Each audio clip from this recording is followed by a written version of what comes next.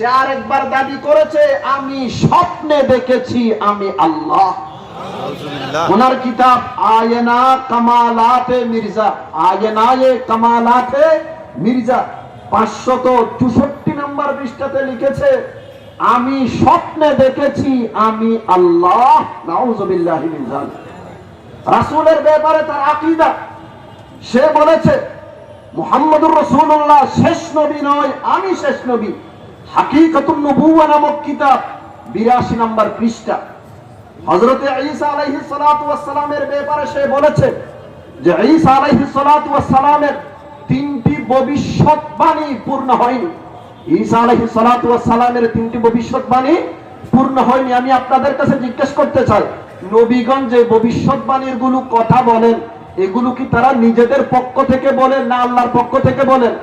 আল্লাহর পক্ষ থেকে বলেন। যদি ঈসার ভবিষ্যৎবাণী কবুল না হয়, যদি বাস্তবায়িত যদি না হয়, এ যদি তার ভবিষ্যৎবাণীর মধ্যে যদি মৃত্যু হয়, এর ভিতর দিয়ে সে দাবি করতে চায় আল্লাহও মৃত্যু, আল্লাহও কি মৃত্যু। এই কথাটা সে বলেছে এজাজে আহমদী নামক কিতাবের 14 নম্বর পৃষ্ঠাতে। ঠিক তেমনি ভাবে ফেরেশতাদের ব্যাপারে তার আকীদা বিশ্বাস হলো ফেরেশতাদের কোনো অস্তিত্ব নাই। অথচ একজন ব্যক্তি প্রকৃত মুমিন হওয়ার জন্য আল্লাহর উপর তার ঈমান আনতে হবে, নবীগণের উপর ঈমান আনতে হবে, ফেরেশতাদের উপর ঈমান আনতে হবে, নবীগণের উপর যেই কিতাবাদি নাজিল হয়েছে সেগুলোর উপর ঈমান আনতে হবে এবং পরকালকে বিশ্বাস করতে হবে, তাকদীরের ভালো মন্দকে বিশ্বাস করতে হবে। একজন ব্যক্তি প্রকৃত মুমিন হতে হলে মৌলিকভাবে 6টি বিষয়ের উপর তার ঈমান থাকতে হবে। তার মধ্য থেকে একটি হলো ফেরেশতাদেরকে বিশ্বাস করা। আর মির্জা গোলাম মাহমুদ কাদিয়ানী বলেছেন ফেরেশতাদের কোনো অস্তিত্ব নেই। তাওজিহুল মারাম নামক কিতাবের 29 নম্বর পৃষ্ঠাতে সে এই কথাটা বলেছে। সে আরো বলেছে হাসর, কিয়ামত, এটাকে আমরা বিশ্বাস করি না। মানুষ দুনিয়াতে মারা যাবে, কবর থেকে উঠে সোজা জান্নাতে চলে যাবে অথবা জাহান্নামে চলে যাবে। হাসর বলতে কিছু নেই। আহলুস সুন্নাহ ওয়াল জামাতের আকীদা হলো আমরা মৃত্যুর পর কবরে যাব, আবার কবর থেকে হাসরের ময়দানে আমরা উঠবো, সেখানে সওয়াল জবাব হবে এবং প্রত্যেকে তার আমল অনুসারে হয়তো জাহান্নামে যাবে, হয়তো জান্নাতে যাবে। সে আদিয়ানে বাতিলা নামক কিতাবের 133 নম্বর পৃষ্ঠাতে লিখেছে হাসর বলতে কোনো কিছু নেই, কিয়ামত বলতে কোনো কিছু নেই। মানুষ কবর থেকে উঠে সোজা জান্নাতে যাবে অথবা সোজা কোথায় যাবে? জাহান্নামে যাবে। এরপর সে বলেছে জিহাদ বলতে কোনো কিছু নেই, জিহাদ এটা আগে ছিল, সেটা রহিত হয়ে গেছে। নাউযুবিল্লাহি মিন যালিক। হাশিয়ায়ে 40 154 নম্বর পৃষ্ঠাতে সে এই কথাগুলো লিখেছে। মুহতারাম হাজিরিন, মির্জা গোলাম মাহমুদ কাদিয়ানী সর্বশেষ 1901 সালে সে দাবি করেছে मैं खुदा के हुक्म के मुवाफिक नबी हो, আমি আল্লাহর হুকুম অনুযায়ী নবী। আপনারা কি ওনাকে নবী মানতে রাজি আছেন? আমাদের নবীর পর কিয়ামত পর্যন্ত নতুন করে আর কোন নবীর আগমন এই দুনিয়াতে হবে না। যদি কেউ দাবি করে সে ভণ্ড ব্যতীত আর কিছু হতে পারে না। তাদেরকে সুস্পষ্ট ভাষায় বলে দিতে চাই, আমাদের ব্যক্তিত্বের উপর যদি তোমরা আক্রমণ করো আমরা হয়তো তোমাদেরকে মাফ করে দিতে পারি, কিন্তু আমাদের নবী নিয়ে যদি তোমরা খেলা করো, আমাদের আল্লাহ নিয়ে যদি তোমরা খেলা করো, আমাদের দ্বীন নিয়ে যদি তোমরা খেলা করো, এক মুহূর্তের জন্য তোমাদেরকে ছাড় দেওয়া হবে না।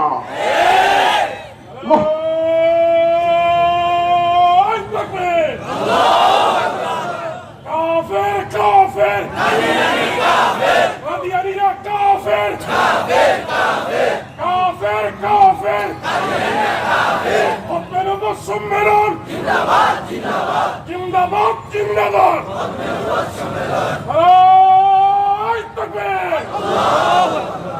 মুহতারাম হাজিরিন, সে নিজের ব্যাপারে কিছু দাবি করেছে, সে দাবিগুলো আমি আপনাদেরকে শোনাই। সে বলেছে যে ব্যক্তি আমাকে অস্বীকার করবে, তার মানে আমার নবুয়তকে যে ব্যক্তি অস্বীকার করবে সে কাফের জাহান্নামী। তার মানে আমরা সবাই কাফের জাহান্নামী, এই কথাটা আছে আদিয়ানে বাতিলা 132 নম্বর পৃষ্ঠা। এই কমবখ্ত মালউন আরো বলেছে যে আমার উপর 20 পারা কোরআন নাযিল হয়েছে। হাকিকতুল ওয়াহী নামক কিতাব 391 নম্বর পৃষ্ঠা।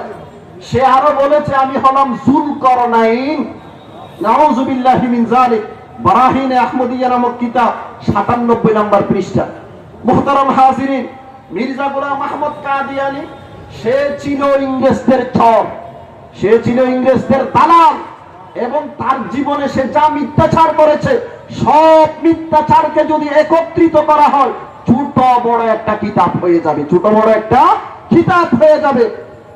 সে ইংরেজদের চর কেমনে বললাম, সে নিজেই বলেছে আমার জীবনের অধিকাংশ সময় আমি ইংরেজ সরকারের সমর্থনে কাটিয়েছি, আমার জীবনের অধিকাংশ সময় আমি জিহাদের বিরুদ্ধে কাটিয়েছি।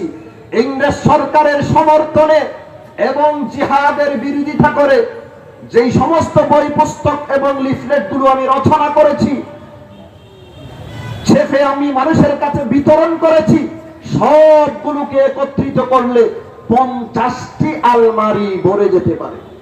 কতটি আলমারি? 50টি আলমারি ভরে যেতে পারে। এই কথাটা বলেছে রুহানি খজায়েনের 15 নম্বর খণ্ড 155 নম্বর পৃষ্ঠাতে।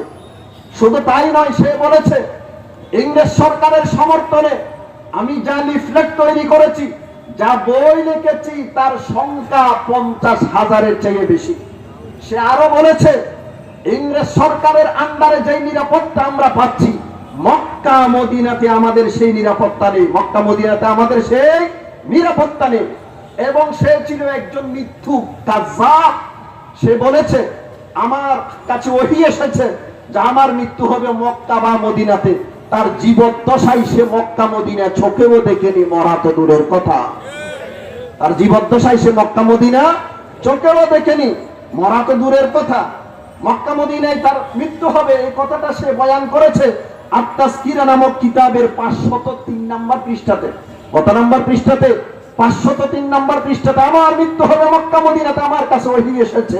ওহীটা তো যদি আল্লাহ পাঠাইতো তোর মৃত্যু মক্কা বা মদিনাতে হতো, কিন্তু ওহীটা পাঠাইছে তোর কাছে শয়তানে, সেজন্য তোর মৃত্যু হয়েছে লাহোরে, না মক্কাতে না মদিনাতে। কথা ঠিক কিনা? মুহতারাম হাজিরিন, ওনার জামানায় একজন বড় আলেম ছিলেন, ওনার নাম সানাউল্লাহ আমরতসরি রহমতুল্লাহি আলাইহি। কথায় কথায় ওনাকে সে কাযযাব বলতো, দাজ্জাল বলতো। সানাউল্লাহ আমরতসরি রহমতুল্লাহি আলাইহি মির্জা গোলাম আহমদ কাদিয়ানীকে কি বলতো? কাযযাব। কি বলতো? দাজ্জাল।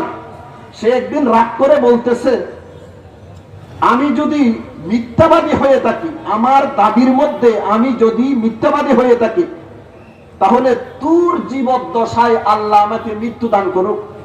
তুই সানাউল্লাহর জীবদ্দশায় তুই জীবিত থাকতে আল্লাহ আমাকে আমি তোকে দুরারোগ্য ব্যাধিতে আক্রান্ত করে মৃত্যু দান করুক।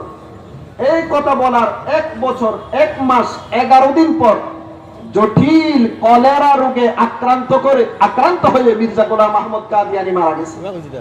এরপর কাজী সানাউল্লাহ আমরতসরি রহমতুল্লাহি আলাইহি এই আল্লামা আরো 40 বছর জীবিত ছিল। কত বছর? আরো 40 বছর জীবিত ছিল। সে কি বলেছিল? আমি যদি মৃত্যুক হয়ে থাকি, তুই জীবিত থাকা অবস্থায় যেন আমারে আল্লাহ মৃত্যু দে। বাস্তবেও সানাউল্লাহ আমরতসরির জীবদ্দশায় তার মৃত্যু হয়েছে।